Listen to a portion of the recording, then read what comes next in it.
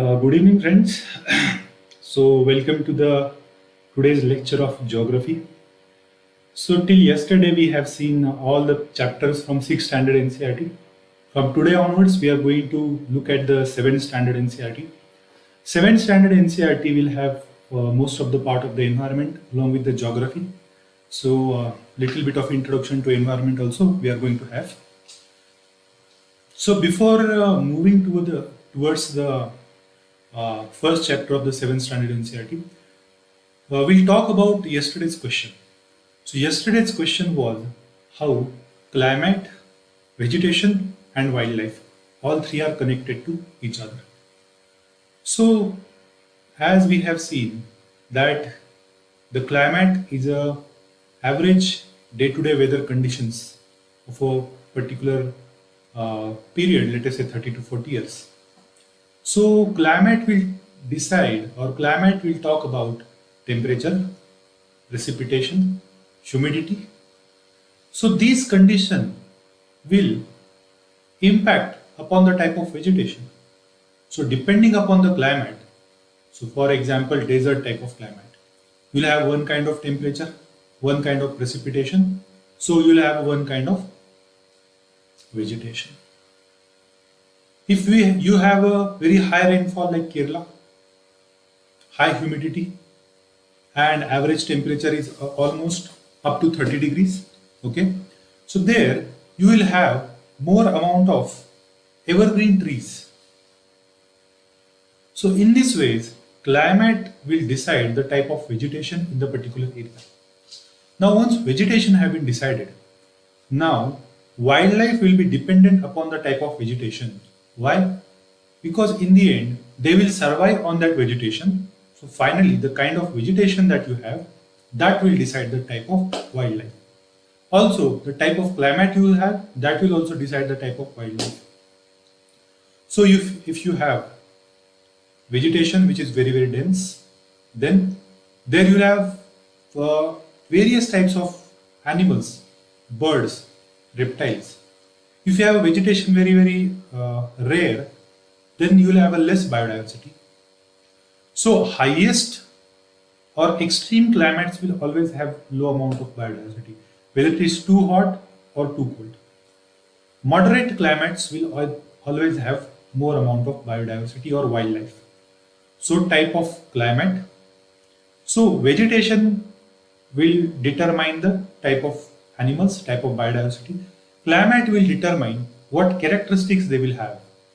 So for example, deers are there. Deers are there in hot climate as well as in the cold climate. But in the hot climate, deer skin will be less hairy. It will be less thick. It will be thin, like chital. But in the cold climate, the deer skin will be very, very thick. It will have lots of fur on them to save itself from the cold. So in this way, climate will determine the characteristics of the wildlife. So in the cold region, birds will be different. In the warmer region, birds will be different. Reptiles will have different characteristics in the colder region. Reptiles will have a different characteristic in the wilder region, hotter region. So in this way, climate, vegetation will determine the type of wildlife that is there in the particular area. So this is what is expected to write. You can also write about biodiversity hotspot, but that is not taught yet. So this is like 6th standard NCERT. So basic answer is also fine. If you know more about biodiversity hotspot and marine biological hotspot, then you can talk about that. Otherwise, this much answer is fine. So I hope the 6th standard NCERT was completely understandable for you guys, and it did not create much issues for you guys. I know it was very, very simple. So today onwards, we are going to see the 7th standard NCERT. So friends, first chapter is about environment. It's a very small chapter and very sweet chapter. So let us understand certain basic concept about environment. So first, let us understand what are the components of environment. What is the meaning of the word environment? When do we celebrate the World Environment Day? So World Environment Day, if you see, is celebrated on 5th June. And if you remember, 2018, India was the host of World Environment Day, and the UN, uh, the UN World Environment Chief, this uh, what is his name? I just forgot. Sorry. So he came to India, and this Diya Mirza and Sadhguru Jaggi Vasudev and Eric Solheim. Yes, Eric Solheim. The three were there in 2018, and the theme of the World Environment Day was beating the plastic pollution. So, friends, when we say environment, this word is not coming from any Latin or Greek. What do we mean by the word environment? So, environment is a French word. So, the basic word behind or the root word for this environment is environner or environner. So, this is a French language. So, it means neighborhood. So, environment means neighborhood. So, it's a basic word. So, let us understand what are the components of environment. So, when we say components of environment, we are considering here environment as a system. So when we say any system, so each and every system has a component. So environment also have component. So what are those components? So some components are some components which have consciousness, we call them as a living components, and some components we call them as a non-living components. Okay. So also we can classify them into broadly three categories: natural component, human-made component, and human component. Okay, so these are the three different approaches, or these are the three different uh, subcomponent under the components of environment. Under these subcomponents, you again have subcomponents. So when we say natural environment, then what do you have? Okay, you have this water, you have land, you have then you have animals. Okay, so you have fire, you have air. Okay, so these are the natural components. Human made components, human made component means what? So before understanding the human made components, let us understand the human components. Human component means, let us say, the institutions that are made by the humanity. So they can be virtual institutions or physical institutions like family. Okay, so you have individual, the human component, family is a human component, a village is a human component, city is a human component, then a nation is a human component. So overall society, it comes under the human component of the environment. So these are the human components of the environment. Okay, family is there, marriage is there, individual is there, household is there.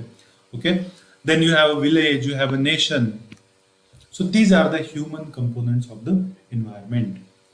Now, as a human being, we make certain components other than the human beings, okay, other than the individuals. By using the external physical factors, we make certain components like industries, we make temples, we make mosques, we make churches, we make buildings.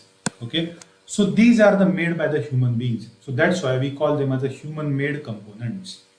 So components of the environment. So first of all, you can divide that into three parts: human environment, human made environment, natural environment. So in the natural environment, you'll have a land, water, air, animals, plants, birds. They will come under the natural component. Then human component, you have a human institutions like marriage is there, family is there, individual is there, household is there, nation is there, village is there. And human made component means what? By using the external factor, we have made certain structures. So these structures are, what are those structures? You have buildings, you have a railway stations, you have airports, you have a mosque, you have a temple, you have a churches. So these are the three important components of the environment. Okay, so these are very important thing. These small definitions can be utilized in mains examination. For example, a question comes: how the actions of the human beings are affecting the different components of the environment. So here people will write the generalized answer, but you can draw this diagram. First, you can explain what do you mean by the components of the environment. So that is why these NCRTs are very important. They will give you very good clue in answer writing. If you really do this NCRT nicely, your answer writing will improve very smartly. Okay. So these are the various components of the environment. Now, further, let us say this was one of the way to classify the components of the environment in a three ways. There is one more very simple way to classify the components of the environment. Yes, as you can see on your screen, biotic components and abiotic components. So biotic means what? Here bio means living. Okay. So biotic components means living components. Living component means which has some consciousness, as we call it as, like animals are there, birds are there, plants are there, human beings are there, insects are there. So these are the biotic components, living components. And another is a non-living components or abiotic components. So we don't consider them that they have a life or they have a consciousness. For example, water, air, fire, soil, minerals, they are all abiotic component. But there is an intersection between biotic and abiotic component over here. So why there is an intersection? Because without interaction between living and non-living components, living components cannot survive. Even abiotic factors cannot maintain themselves without the interaction of the non-living component. For example, lake remains lake because it has a living component like fish. So fish needs water. Water is an abiotic component. So without water, fish cannot live. And if all fishes die, lake will not survive because sedimentation in the lake will increase. Algas will increase. So fishes will eat that alga. Fishes will clean that water. So lake will remain lake because of the living component, and living component will remain living because of the non-living component. So that's why there's an interaction between biotic and abiotic components. They are dependent upon each other. Okay. So second way of classification of the components of the environment are biotic and abiotic factors. So abiotic are non-living factors. Now, when we say natural environment, in the first slide, we have said the natural environment. Where does this natural environment happen or it take place? So when we have seen the domains of the atmosphere or domains of the earth, then we have seen that lithosphere, hydrosphere and atmosphere. Also we have seen that in this lithosphere, hydrosphere and atmosphere, the thin skin of these three components, we call it as a biosphere where life exists. So the interaction of the lithosphere, atmosphere and hydrosphere where life exists. So as we know, though some organisms are living in the air, they require nutrition which comes from the hydrosphere, which comes from the lithosphere. If some organisms are living on the lithosphere, they need water which comes from hydrosphere and air which comes from the atmosphere. So the interaction between the three, the intersection between the three where called as a biosphere where natural environment happens. So huge forests are there, then colonies of the bacteria are there, marine organisms are there. So all these are the part of the natural environment. Everywhere natural environment exists. So this is called as a biosphere. So this biosphere is a very huge concept. So biosphere will include all the living organisms, not even we are excluding single organism. But are these living organisms are living all are living simultaneously with each other? No. They exist in their own patches or they have their own world. We call it as an ecosystem. So ecosystem, it formed because of the interaction of the few species of the organisms and the surrounding non-living environment. So for example, we have a pond ecosystem.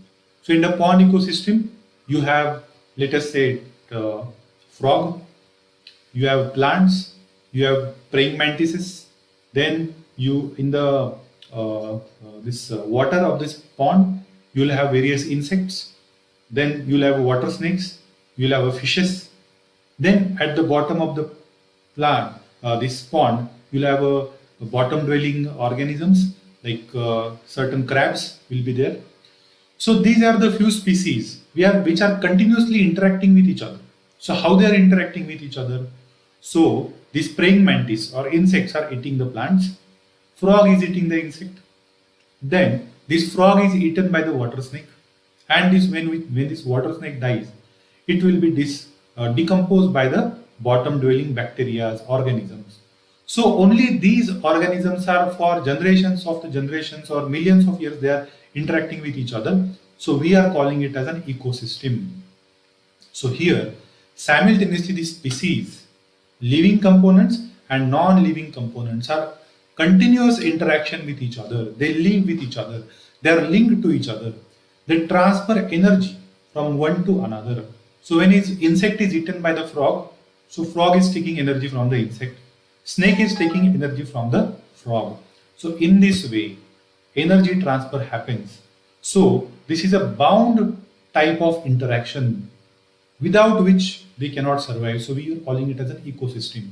Now tiger is not related to pond. Yeah, though it is coming to drink water to the plant, but it is not going to hunt the frogs in the pond. Getting it? So tiger is not part of a pond ecosystem. Getting it? So here ecosystem is a set of an organism which interact with each other and their surrounding environment continuously. And they live there. They transfer the energy and material both. So we are calling them as a ecosystem. So definitely in further chapters we are going to see this ecosystem in detailed manner.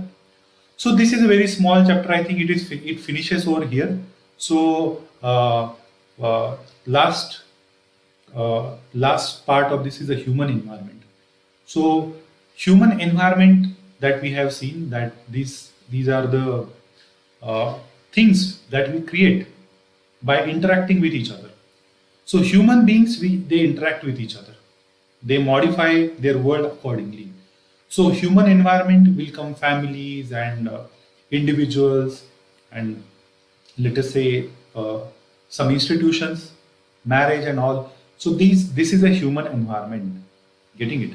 So human environment is different from the natural environment, but it uses the component of the natural environment according to their need.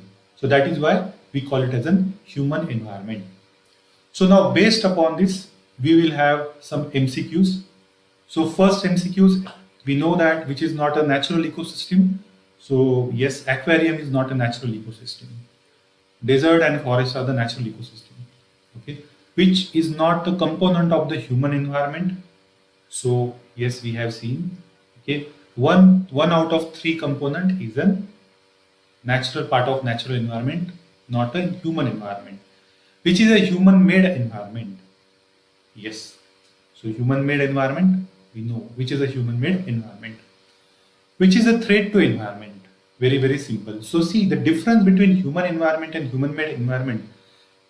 If you have very clarity about that, then only you will be able to answer this question. Even in the UPSC also this type of question can be asked and you may get confused very fast. What is a human environment? Oh my God. They'll give you options. Religion, community, road, and mountain.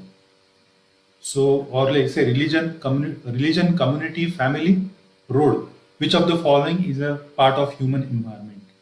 So, in this way, it can be very, very confusing. So, I hope guys you have understood this chapter. So, there tomorrow we are going to see the next chapter, inside our earth. This is also very important chapter. So, if you have any doubt in this first chapter, please let me know on the social media. So, see you tomorrow. Thank you.